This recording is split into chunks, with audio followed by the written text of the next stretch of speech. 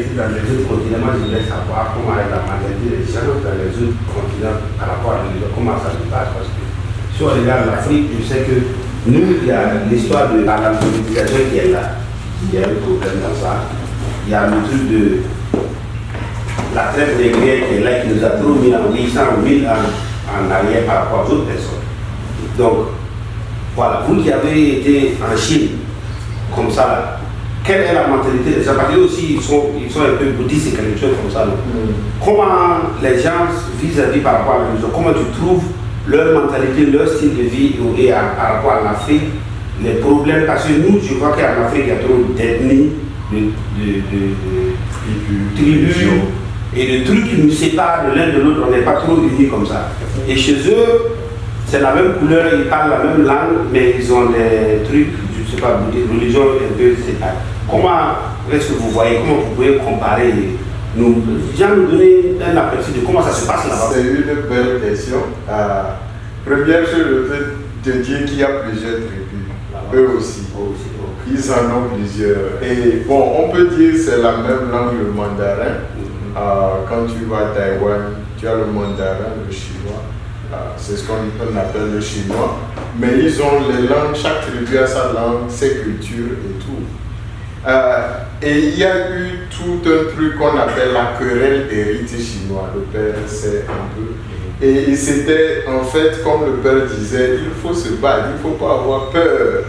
Et par rapport à la culture, à la tradition, il ne faut jamais avoir peur. Et il faut se battre. Parce que d'autres se sont battus. Et il faut, imagine, les Chinois se sont battus. Parce que tu vois, les bouddhistes ou les Chinois, ils ont leur ensemble, qui est comme une baguette, sûrement vous avez vu dans une. Ils utilisent ça dans l'église catholique. Première chose. Deuxième chose, ils ont ce qu'on appelle Saomu. Saomu, ça veut dire Saomu c'est bon, en anglais sweeping of tombs.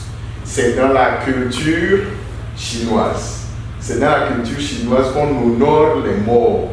Et ils vont nettoyer les tombes, mettre des bougies, faire des encens, honorer leurs morts. Et ça, c'est un jour vraiment différent de ce que nous avons comme chrétiens le 2 novembre. Mais ils ont forcé et que en ce jour-là, c'est là où ils font leur Toussaint ou ce qu'on peut appeler la vénération des morts. Et les catholiques chinois font leur vénération des morts ce jour-là, qui est différent du 2 novembre.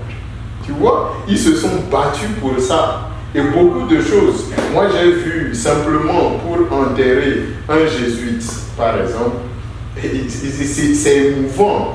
C'est émouvant. Moi, je ne suis pas chinois, mais c'est émouvant de voir que le corps est là.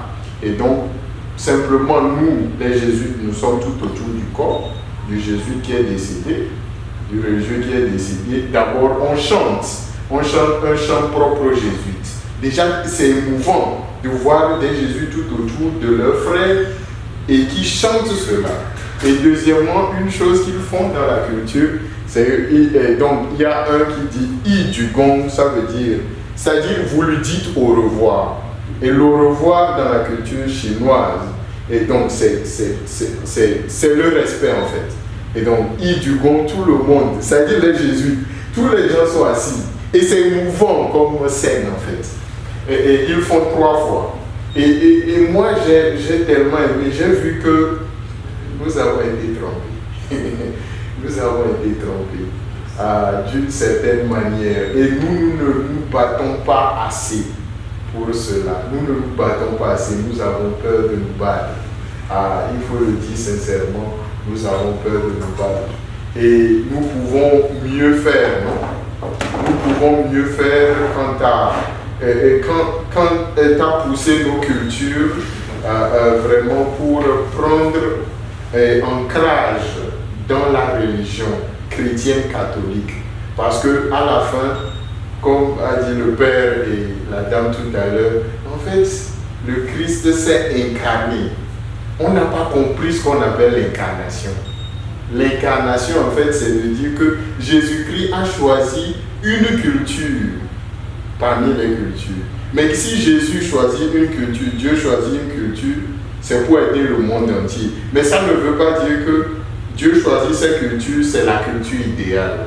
Jésus entre dans cette culture, il ne fait que critiquer les pharisiens. Tu prends le livre de Matthieu, tu prends beaucoup de chapitres, ne font que critiquer les pharisiens.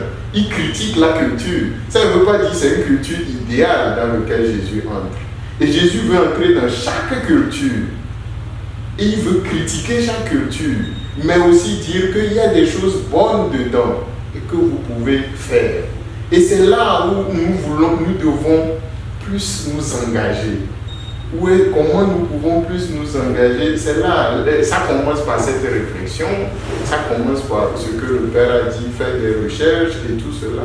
Et c'est important de comprendre, moi je dis toujours, on n'a pas fini de comprendre les mystères de l'Église. On est là, bon oui, Jésus, oh non. Quand on dit incarnation, on dit Noël là.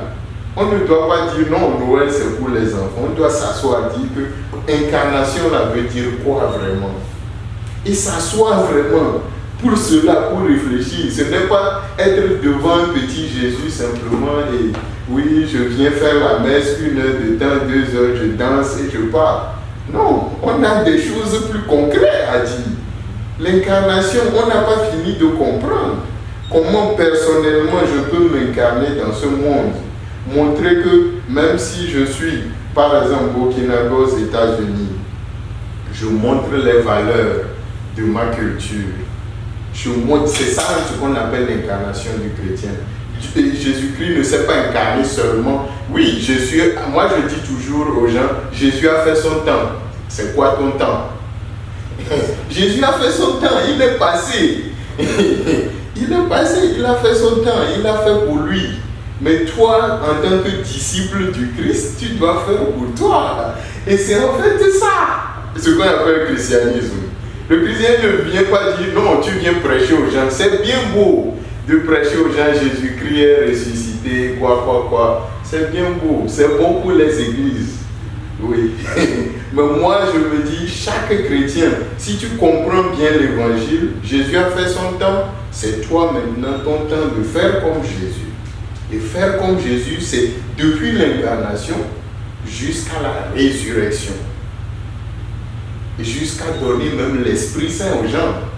On est disciple du Christ pour être le Christ aux gens. On n'est pas disciple du Christ juste parce que je prie Jésus. Non. Ou simplement pour parler de Jésus. Parler de Jésus, tout le monde le fait. Les pasteurs drainent des millions. Mais nous-mêmes, est-ce qu'on est Jésus à la fin? C'est ça l'important. Très pertinent. Merci beaucoup. C'est que je voulais comprendre parce que quand je regarde, moi particulièrement, ça me fait très mal parce qu'on parle d'Afrique, c'est le berceau de l'humanité, on a toutes les ressources, mais on est les premiers à être très derrière. 52 pays, mais pourquoi on ne peut pas s'unir et puis avancer pour que tout le monde puisse venir nous envier? Actuellement, où on passe chercher toutes les ressources, l'or, Afrique, uranium, tu parles, tout ce que tu veux, pétrole. Mais pourquoi chaque fois on nous met une chose dans cette tribu, et nous on se tape les têtes, on fait la bagarre en nous, et eux ils sont contents. C'est ça moi ce qui me fait mal actuellement. L'analphabétisme, les gens ne sont pas éduqués, les gens ne sont pas... Donc, voilà. Donc moi je pense que pour que nous on puisse arriver à ce niveau-là, il va d'abord falloir que les gens s'auto-éduquent et puis cherchent à s'instruire personnellement. Mais on ne va pas s'instruire si tu ne pars pas à l'école, c'est ça le problème. Ouais. Les ressources et toutes les disponibilités ne sont pas là. Si tu prends un village reculé en Afrique comme ça, je prends l'exemple de moi, mon propre le Burkina. Tu peux parler d'un pays qui est comme Jean Adori là-bas, tu veux que quelqu'un qui aille à l'école là-bas, celui qui aille à Ouara, ils ne vont pas être la même chose. C'est ça le problème. Tu sais, Et qu'est-ce qui rapproche les gens? Plus. La religion, quand on parle la messe le dimanche, on ne peut pas savoir que lui, il est de cette ethnie, on est tous venus pour quelque chose. Ouais. Et donc, il faut que l'Église, vraiment, c'est très important ce que vous avez dit. L'Église, l'Église doit vraiment mettre plus. Mais comment on va arriver à ce point-là?